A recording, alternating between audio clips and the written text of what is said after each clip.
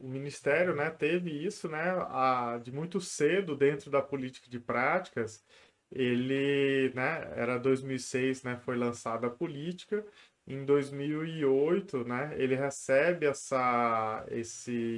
né, essa tarefa do próprio ministro da Saúde, né, a Carmen conta muito bem essa história, né, para fazer a formação em terapia comunitária, né, e dentro Uhum. das políticas do ministério, né, o lugar que eles entendiam que era o lugar, né, que deveria coordenar essa formação era a Coordenação Nacional de Práticas Integrativas, né? Mesmo que não tivesse dentro da política naquela época, né? A gente levou alguns anos para revisar a política e ampliar a política de práticas, né? E a terapia comunitária sempre teve ali irmã, né? Das práticas que já estavam na política ali desde 2006, a terapia comunitária, né? Nessa formação do Ministério de 2008 até 2010, né? Com essa parceria com os núcleos de formação em terapia comunitária, né? Mas muito interessante. E, Sim. e quando é que se você quiser falar um pouco sobre a terapia comunitária, Milene, porque eu acho que talvez muitas pessoas não conheçam, né? Que as práticas são muito vastas, né? A gente tem um público bem heterogêneo, né, das várias práticas aqui. Se você quiser falar um pouquinho sobre a terapia comunitária, né, o que consiste, quem criou também, e o que que você acha assim que ela traz, né, de fundamental contribuição, né, para a saúde pública, né, para a saúde, né, coletiva, para o SUS, eu acho que seria bem uma contribuição bem legal. Perfeito, Daniel. Bem, a terapia comunitária, ela é a única, na verdade, né, que é genuinamente brasileira dentro das práticas integrativas aprovadas no SUS. Então, entre as 29, a PCI nasceu no Brasil, nasceu no Ceará, nasceu em Fortaleza, na maior favela do Ceará, chamada Pirambu, na década de 80, junto com o professor Adalberto Barreto e seu irmão Ayrton Barreto, na época o Ayrton, advogado, cria um centro de direitos humanos nessa grande favela. E professor Adalberto, psiquiatra, voltando do doutorado na França, vai ajudar o irmão nessa favela. E pessoas faziam fila para atendimento pedindo medicamento para dormir, medicamento para ansiedade, medicamento para depressão. E o professor Adalberto percebia que o que essas pessoas precisavam não era de medicamento, era de acolhimento. Ali ficava muito evidente a determinação social do processo saúde e doença, né, da exclusão, do preconceito, da violência, do desemprego. E debaixo de um pé de cajueiro, o professor Adalberto e Ayrton convidavam, né, as pessoas para lá sentar e conversar sobre os seus problemas. E junto com a comunidade, não para a comunidade, mas junto com, foi se criando a metodologia da terapia comunitária, então se percebendo que não se bastava só falar dos problemas, compartilhar suas angústias e seus sofrimentos, mas também pensar em estratégias de superação e de enfrentamento. E daí a metodologia ela foi se compondo a partir dessa ideia de ter um espaço em que as pessoas vão poder falar em primeira pessoa, né, falando, reconhecendo as suas próprias emoções, reconhecendo a sua história de vida e o seu valor, falar das suas experiências, compartilhar as suas dores, principalmente as dores da alma, num espaço seguro e acolhedor em que todo o sofrimento tem o seu valor, o sofrimento ele é legitimado, seja ele de qual natureza for. Uhum. Mas após esse momento de compartilhar bem, você, Daniel, que já viveu essa situação, o que é que você fez, o que que cada um fez já para superar o problema que o Daniel já viveu? Então, traz essa ideia, quem já viveu algo que o Daniel viveu e o que fez para superá-lo. Então, trazer essa ideia da superação, né, de estratégias de enfrentamento, ver assim, bem, eu estou vivendo problemas de insônia, eu estou vivendo um momento de violência, eu perdi entes queridos, eu não sei lidar com a minha raiva, eu estou revoltada com o governo do meu país, tá, mas como que o outro está lidando com isso? E daí a gente vai ter um arsenal de recursos de pessoas iguais a mim, né? Então isso humaniza, a história do outro sempre conversa com a minha história, então eu só vou reconhecer no outro aquilo que eu reconheço em mim mesma. E vai me dar ideias, possibilidades de eu ressignificar minha dor, de eu reorientar minhas práticas, para eu repensar o meu modo de sentir, de viver, né, as relações que eu quero estabelecer. Então, se fortalece vínculos de uma forma muito extraordinária. Assim, eu nunca, sinceramente, eu não... Pode ser que eu não conheça muitas técnicas, mas assim, das que eu conheço, a terapia comunitária, ela traz esse fortalecimento de vínculos de uma forma positiva muito importante.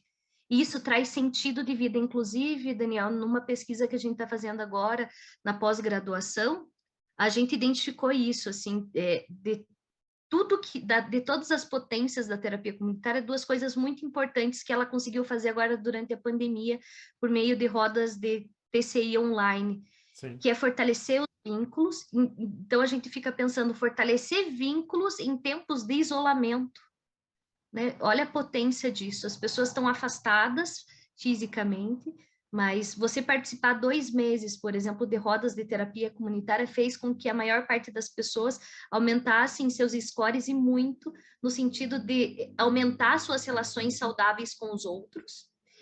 E também promover o sentido de vida, o que é interessante, porque nós somos seres coletivos, e na hora que você se sente inspirado pela história de vida do outro, você se inspira também e se motiva a ter vontade de levantar, de ver beleza no pôr do sol, de querer estabelecer relações mais empáticas. Então, tem trazido para esse grupo que nós analisamos aí durante 2 meses, no início da pandemia, em isolamento social, que a terapia comunitária teve um impacto muito importante nesses aspectos. E eu acho que, assim, contando um pouco, né, eu acho que falar da terapia comunitária, para mim, é também contar a minha própria história, porque num determinado momento eu consegui perceber o tamanho do impacto que a terapia comunitária poderia ter. Eu já tive 2 perdas gestacionais, por isso eu sempre coloco que eu tenho 5 filhos, tenho 3 no céu e 2 comigo. E eu me lembro que uma das perdas gestacionais que eu tive foi no Dia das Mães. E os Dias das Mães, então, por muitos anos foram dias tristes, assim. E eu fazia toda segunda-feira cedo uma roda de terapia comunitária com mulheres em condição de vulnerabilidade. E naquela segunda-feira, depois do Dia das Mães, eu não queria ir para aquela roda, assim, mas pelo compromisso com a comunidade eu fui, arrastada, mas fui. Eu lembro que eu pedi para não ser a terapeuta, normalmente nós fazemos rodas de terapia comunitária, né, com mais de uma pessoa para poder fazê-la de uma forma satisfatória. E, assim, sem dúvida, a temática foi o ser mãe, né? Então, domingo do Dia das Mães, segunda-feira cedo, esse assunto veio. Eu falei, puxa vida, que assunto. E naquele momento eu não consegui conter, assim, o meu sofrimento e ali, né, como terapeuta comunitária, todo mundo aprende, o conhecimento e os saberes são circulares. A nosso pilar, um deles é a pedagogia do Paulo Freire, da autonomia. Então, naquele momento eu realmente fiquei muito triste, chorei muito, e nesse momento, assim, a gente tem uma regra da cultura que as pessoas acabam, né, entregando para o outro aquilo que gostariam de dar de presente. Então, eu lembro que rezaram, me deram abraços, mas eu fiquei realmente muito triste, porque eu tinha dito na roda, eu ainda não sou mãe. E eu já tinha tido 2 perdas gestacionais, e eu lembro que naquele momento a roda terminou, uma senhora que tinha perdido, nunca tinha entrado numa escola, não sabia nem escrever o nome, tinha perdido o filho para o tráfico lá em Curitiba, e ela tinha assumido a responsabilidade dos 2 netos, filhos desse filho. Ela ficou tão braba comigo no final da roda, me chamou num canto e falou, Milene, por favor, nunca mais diga que você não é mãe. Porque a única diferença entre mim e você é que você não conheceu o rostinho dos seus filhos, e eu conheci o do meu. Naquela hora, assim, caiu uma ficha tão importante para mim, sabe, Daniel? Porque, assim, eu poderia ter feito psicoterapia a vida inteira, e eu já fazia tempo, mas eu conhecia a história de vida dela, ela já fazia roda de terapia comunitária com a gente, já fazia mais de ano, assim, e para mim aquela fala, ela não sei se lembra de mim, mas ela mudou a minha vida, e é essa potência, assim, é do saber, e do saber que vem da história de vida, e que não está num diploma dentro da universidade, mas Uhum. que, assim, é o tipo de saber mais importante, né, que se constitui ao longo da vida, e aquela mulher me ensinou muito. E, e eu pensei, putz, eu tenho que promover mais espaços desses para as pessoas poderem se ajudar, porque a potência está dentro de cada um, de cada uma, e juntos a gente consegue resolver os nossos problemas e ser mais feliz. Eu devo minha vida à dona Ana. Minha vida deslanchou a partir de lá, tanto no sentido pessoal, com a chegada dos 2 filhos, e no sentido do florescimento também com a terapia comunitária. Que legal, que história, viu? Acho que marcante e fala bastante do que eu percebo também, do que eu conheço da terapia comunitária, né? Eu acho que isso a gente tem que reconhecer.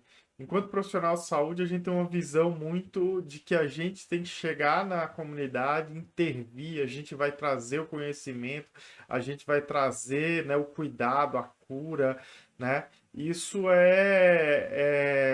o profissional de saúde é um profissional muito importante, mas a comunidade ela tem o seu saber, ela tem a sua potência, ela tem uma energia, né, do próprio grupo, né, o coletivo, a partir, né, também de um pacto de cuidado, né, que é feito dentro, né, da roda de terapia comunitária, né, eles se colocam nesse espaço para cuidar, né, de si, cuidar do outro, né, e isso é uma potência muito grande.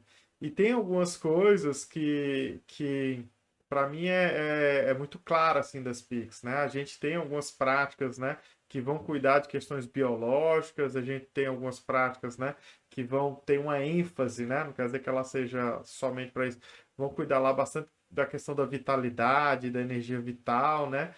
Mas a gente precisa algumas coisas, né, algumas técnicas, algumas metodologias que vá, né, nessa questão da história de vida, né, do sofrimento, do que a pessoa está vivenciando naquele momento, né?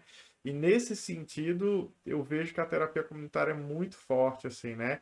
Então, quando a gente estava discutindo no ministério, né, eu, Paulo, né, o resto da equipe, né, a questão da ampliação, a gente pensava muito nessas práticas, né, que já aconteciam no território, né? Então ninguém inventou nada novo, mas que tinham esse potencial de ir além daquele cuidado, né? Da intervenção, né? Do cuidado medicalizante também, né? Então a terapia comunitária foi uma coisa muito forte. E para mim, enquanto profissional, logo que eu entrei no NASF, em 2008, João Pessoa, como eu falei, tinha um grupo grande de pessoas formadas em terapia comunitária, né? Era a Ana Vigarani, né? Que Uhum. era coordenadora lá da terapia comunitária em João Pessoa, do núcleo de formação. E aí, no município, né?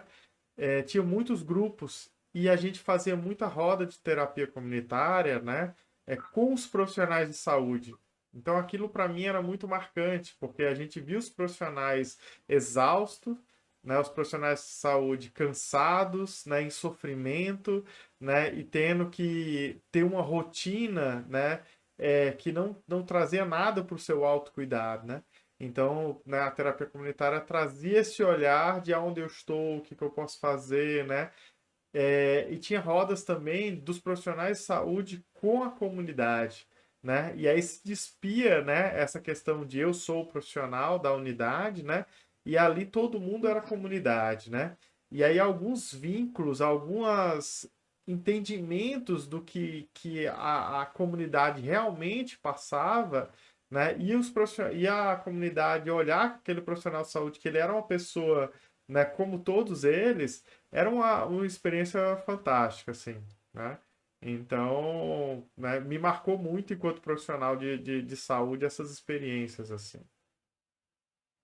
É extremamente positivo. Eu convido todos e todas a participarem de rodas, sejam presenciais. A gente está com uma agenda enorme de rodas online desde o início da pandemia. A gente divulga isso nas redes sociais da Abratecom, da Associação Brasileira de Terapia Comunitária Integrativa.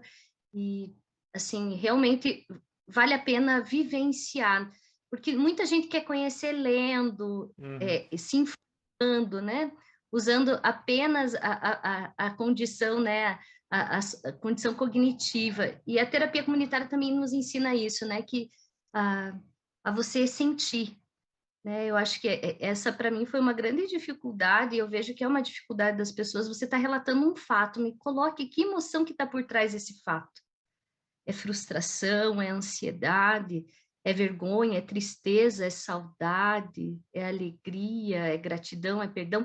Então, na hora que você começa a se autoeducar, assim, para reconhecer como que você se comporta, como que você sente diante dos desafios, né, das inquietudes da vida, isso promove, né, questões de autoconhecimento muito relevantes.